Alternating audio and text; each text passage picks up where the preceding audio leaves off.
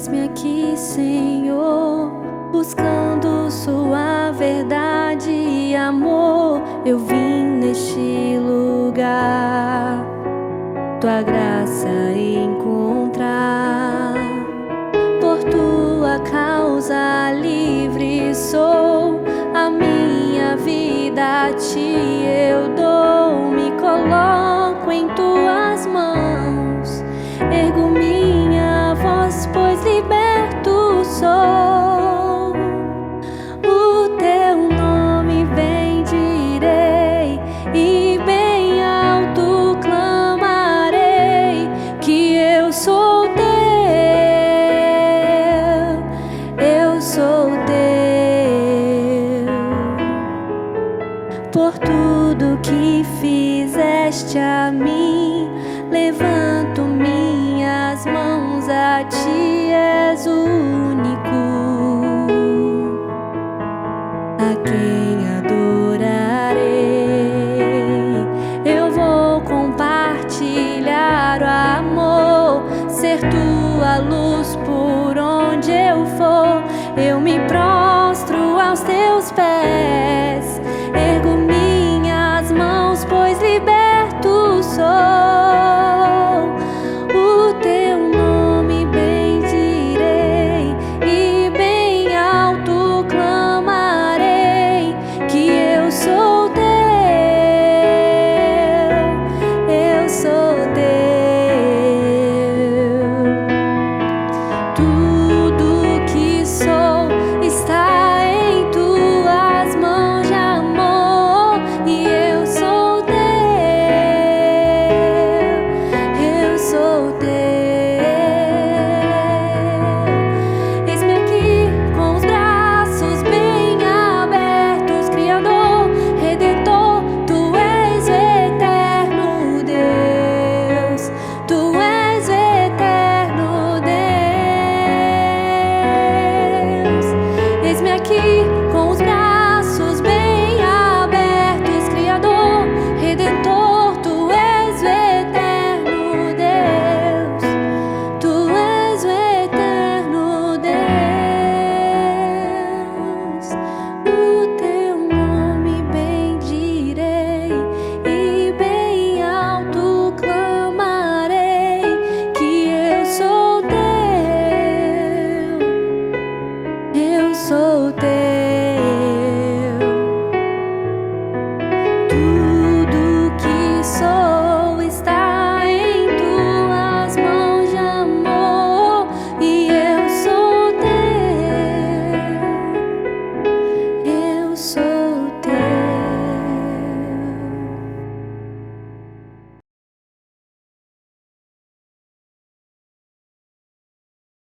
Olá, tudo bem com você? Seja bem-vindo a mais um CR Casa. É uma alegria poder falar de Jesus e compartilhar da palavra dele junto aos nossos grupos espalhados agora. Eu quero encorajar você, líder, hoje, ao final, tire uma boa foto, compartilhe nas nossas redes sociais, marca a igreja, marca aí toda a galera, para que todos vocês possam compartilhar e mais pessoas tenham acesso para saber o que é o CR Casa. Eu creio de verdade que Deus está levantando mais e mais casas para serem abertas e que mais pessoas vão participar do seu CR Casa em nome de Jesus. Nós estamos numa série de mensagens chamada Ídolos, confrontando os ídolos do coração. E na verdade, nessa semana agora, cada semana que está se passando, parece que a coisa está ficando um pouquinho mais difícil. E nessa semana que se passou, nós falamos sobre alguns ídolos, do eu e o dinheiro. Eu e o dinheiro. E como você percebeu, essa mensagem, essa série, ela não tem o intuito de massagear você. Na verdade, essa série, ela vem de encontro realmente aos ídolos que são levantados no nosso coração. Nós tivemos uma definição aqui muito clara sobre idolatria, que a definição que nós demos sobre idolatria é: a idolatria é o esquecimento de que Deus é suficiente e de que não precisamos de mais nada além dele. Então nós falamos um pouco sobre esses dois ídolos que se levantam sobre as nossas vidas, o próprio eu e o dinheiro. E nós lembramos da frase que dá base para essa série de mensagens, que é a frase do teólogo João Calvino, que ele diz que o coração humano é uma fábrica de ídolos. Então, tentamos entender um pouco sobre o que é ídolos. E nós tivemos uma definição também clara sobre o que é ídolo. Ídolo é tudo aquilo que ocupa o lugar central em nossas vidas, por mais legítimo que seja. É aquilo em torno do qual nossa vida gira. É a quem ofertamos o melhor dos nossos recursos, tempo e devoção. E então fizemos uma leitura que eu quero convidar você agora a ler em grupo junto ao seu CR Casa, que é 2 Timóteo capítulo 3, do versículo 1 ao 4, e vocês podem fazer isso agora em grupo.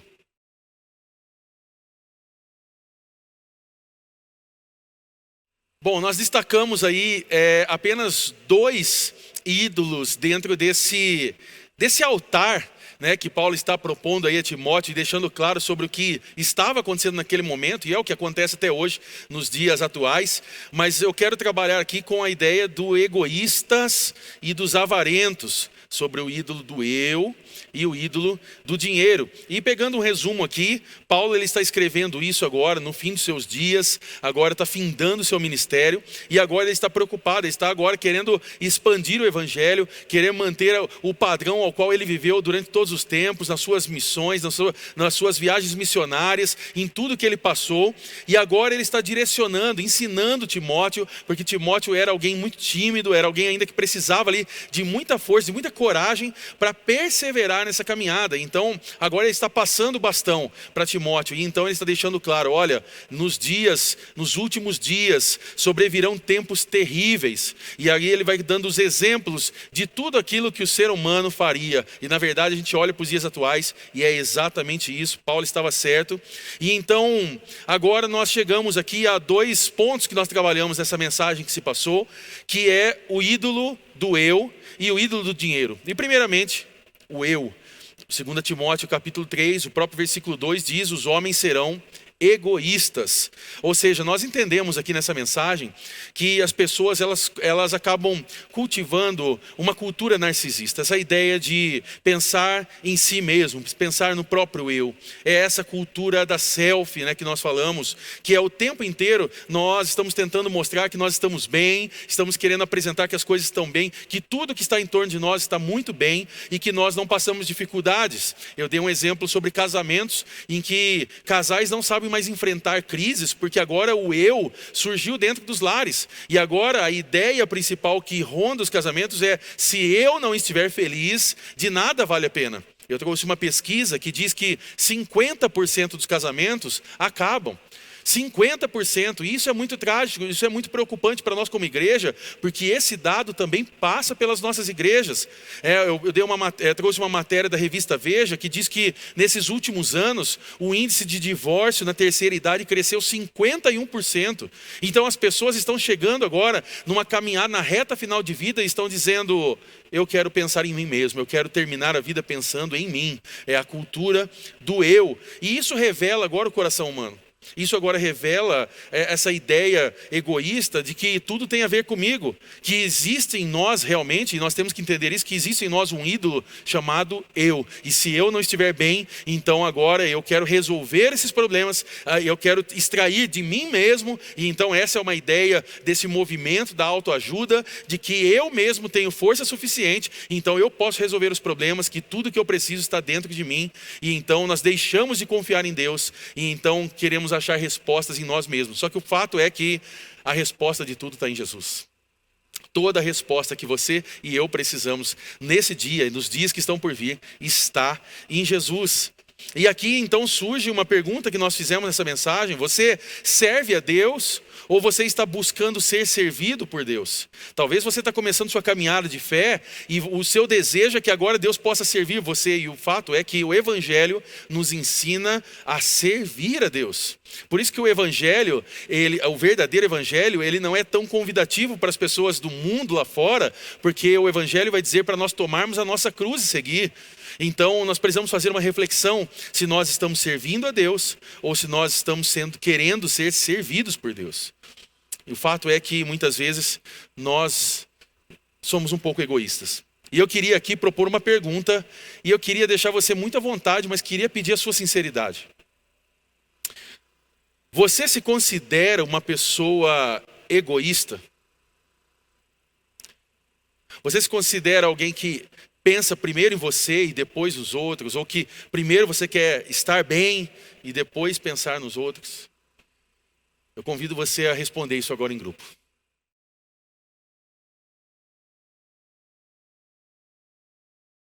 Bom, com certeza, em algum momento da nossa vida, nós já vivemos esse tipo de egoísmo.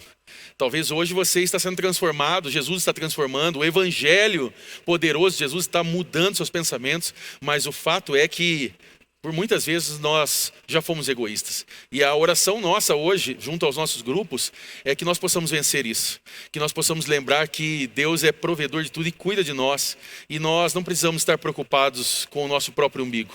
Nós podemos cuidar das pessoas. Aliás, a missão da nossa igreja é amar a Deus, amar ao próximo e servir ao mundo. Que nós possamos viver isso juntos. E aqui chegamos então no nosso último ponto. Porque agora estamos falando do ídolo do dinheiro. E nesse próprio versículo 2 de 2 Timóteo capítulo 3, vai dizer: os homens serão avarentos. Você sabe muito bem que pessoas matam por causa de dinheiro. Pessoas se enganam outras pessoas por causa de dinheiro. Eu vejo muitas vezes, e estava acessando as redes sociais esses dias, e muitas vezes você vê pessoas que são hackeadas, que o Instagram, o perfil foi hackeado, o Facebook, outras redes sociais, e de repente alguém entra ali e começa a oferecer produtos a um preço muito mais baixo. E as pessoas, naquela ganância, no desejo de ter, no desejo de possuir, nesse desejo consumista, elas começam a querer. E então, aí alguém ali do outro lado que hackeou uma conta, pede um Pix, essa pessoa manda um Pix adiantado, e na verdade ela nunca vai ver o produto. E quem é realmente o dono real da conta não vai ver aquele valor. As pessoas foram enganadas. E então nós vemos aí que por causa de dinheiro, as pessoas fazem muitas coisas erradas. E nós vivemos nesse contexto, e muitas vezes a pessoa que ela está com esse ídolo do dinheiro, ela vive focada em obter algo, ela fica obcecada em ter. Então, só para você ter uma ideia sobre essa questão de riqueza, você sabia que 50% da riqueza do mundo está na mão de 461 pessoas? Eu torço de verdade que você um dia seja uma delas e que você possa ser muito generoso com a obra de Jesus para que isso continue se expandindo. Mas é muito dinheiro no mundo para poucas pessoas. Você sabia que antes de uma criança ir para a escola, ela já assistiu 30 mil anúncios?